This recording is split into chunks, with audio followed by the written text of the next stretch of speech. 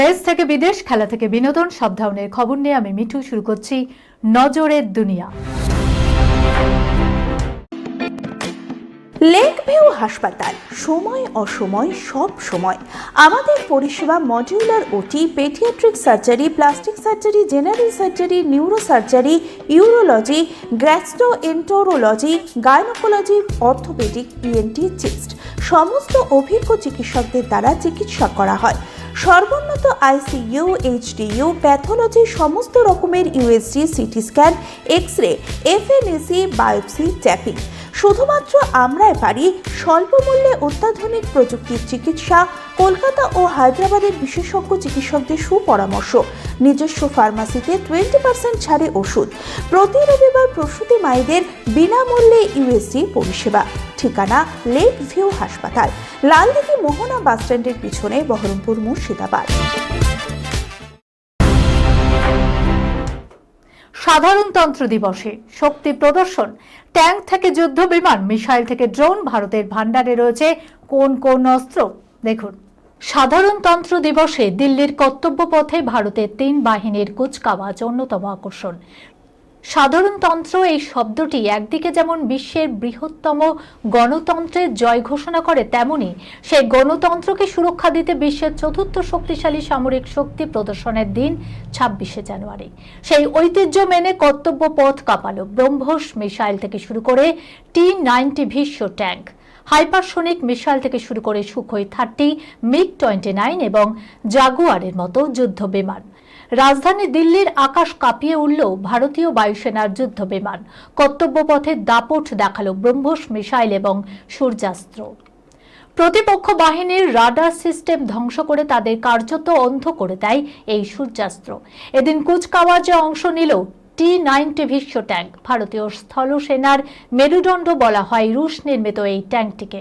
উল্লেখ্য, সাধারণতন্ত্র দিবসের প্যারেডে প্রথমবার প্রদর্শিত হল ব্রহ্মোস আকাশ ও সূর্যাস্ত। বাংলার বঙ্কিম ট্যাবলো স্বাধীনতার জন্য কত রক্ত দিয়েছে বাঙালি, কর্তব্য পথে কুচকাওয়াজে দেখল দেশ। সাধারণতন্ত্র দিবসে বাংলার ট্যাবলোই বঙ্কিমচন্দ্র চট্টোপাধ্যায়, সঙ্গে দেখা গিয়েছে রবীন্দ্রনাথ ঠাকুরকেও। ট্যাবলোই নেতাজি সুভাষচন্দ্র বসু, বিবেকানন্দ, বিনয় বাদল দীনেশ, মাতঙ্গিনী হাজরার মতো বিপ্লবীদেরও তুলে ধরা হয়। বাংলাকে স্বাধীন করতে কত রক্ত দিয়েছে বাঙালি তা তুলে ধরা হয়েছে এই ট্যাবলোই। হাজার টানাপোড়েনের পর 17টি রাজ্যের মধ্যে বাংলার ট্যাবলো সগৌরবে অংশ নেয় এবারের কুচকাওয়াজে। রাজধানীর রাজপথে এবার বঙ্কিমকে নিয়ে মোট 30টি ট্যাবলো ছিল। বন্দে মাতরমের 150 বছর পূর্তি উপলক্ষে কেন্দ্রেরও বিশেষ ট্যাবলো ছিল। কর্তব্য পথে আয়োজিত হয় বিশেষ নৃত্য অনুষ্ঠান। ট্যাবলোর সারিতে প্রথমেই ছিল গুজরাট, যেখানে দেখা গেল মহাত্মা গান্ধী ও ভিকাজি কামাকে। তুলে ধরা হলো স্বাধীনতা দিবসে গুজরাটের ভূমিকা। ছত্তিশগড়ের ট্যাবলোয় তুলে ধরা হয়েছে ভারতের স্বাধীনতা সংগ্রামে আদিবাসী যোদ্ধাদের ভূমিকা, আদিবাসী ঐতিহ্য, সংস্কৃতির পরিচয় এবং তাদের ঐতিহাসিক অবদান। আত্মনির্ভর ভারতকে সঙ্গী করে তামিলনাড়ুর ট্যাবলোতেও তুলে ধরা হলো রাজ্যের প্রাচীন সংস্কৃতি এবং আধুনিকতার মেলবন্ধন। এছাড়াও কেরল, মহারাষ্ট্র, নাগাল্যান্ড, জম্মু কাশ্মীরের ট্যাবলোই দেখা যায়। সবচেয়ে গুরুত্বপূর্ণ হলো এবার প্রথমবার বলিউডের ট্যাবলোই দেখা যায় কর্তব্য পথে। তুষারপাতের মধ্যে উত্তরাখণ্ডের মন্দিরে বিয়ে, যুগলের পরনে কেবল লেহেঙ্গা আর শেরওয়ানি, ভাইরাল সেই ভিডিও। যুগল মাত্রই জানেন বিয়ে হলো জীবনের অন্যতম সেরা দিন, তাই তো সেই দিনটিকে স্মরণীয় করে রাখতে কত না আয়োজন। উত্তরপ্রদেশের বাসিন্দা তরুণ তরুণী অবশ্য জাঁকজমকে যায়নি, বদলে প্রবল তুষারপাতের মধ্যে কাঁপতে কাঁপতে উত্তরাখণ্ডের এক মন্দিরে গিয়ে বিয়ে সারলেন তারা। ভাইরাল হচ্ছে সেই অভিনব বিবাহ উৎসবের ভিডিও, যা দেখার পরে কমেন্টের বন্যা বইয়ে দিচ্ছে নেটিজেনরা। গত কিছুদিন হলো তুষারপাতে বিপর্যস্ত ভারতের হিমালয়ের কোলে রাজ্যগুলি। তার মধ্যে হিমাচল প্রদেশের মতোই রয়েছে উত্তরাখণ্ড। মহেন্দ্র সেমওয়াল এক নামের ইনস্টাগ্রাম অ্যাকাউন্টে যে ভিডিও পোস্ট করা হয়েছে, সেখানে দেখা গিয়েছে তুষারের ধারাপাত। তারই মধ্যে বিয়ের পোশাকে তরুণী লাল লেহেঙ্গার উপর জ্যাকেট চাপিয়ে ঠান্ডায় কাঁপতে কাঁপতে বরফ বিছানা রাস্তায় হাঁটছেন। সঙ্গে তরুণের পরনেও শেরওয়ানি, তার উপর শীতের গরম পোশাক চাপিয়েছিলেন তিনি। জানা গিয়েছে উত্তরপ্রদেশের মেরঠের বাসিন্দা ওই তরুণী বসন্ত পঞ্চমী তিথিতে উত্তরাখণ্ডের ত্রিযুগী নারায়ণ মন্দিরে বিয়ে করলেন তারা। প্রবল তুষারপাতের মধ্যেই বিয়ের অনুষ্ঠান সম্পন্ন হয়েছে।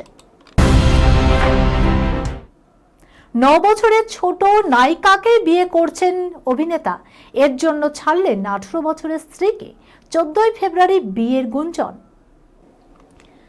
তামিল সিনেমায় তো তিনি সুপারস্টার ছিলেন, বলিউডে পা রেখেও সকলের মন জয় করে নেন। তিনি প্রায় 25 বছর ধরে সিনেমায় অভিনয় করছেন। 2004 সালে তিনি সুপারস্টার রজনীকান্তের মেয়ে ঐশ্বর্যকে বিয়ে করেন।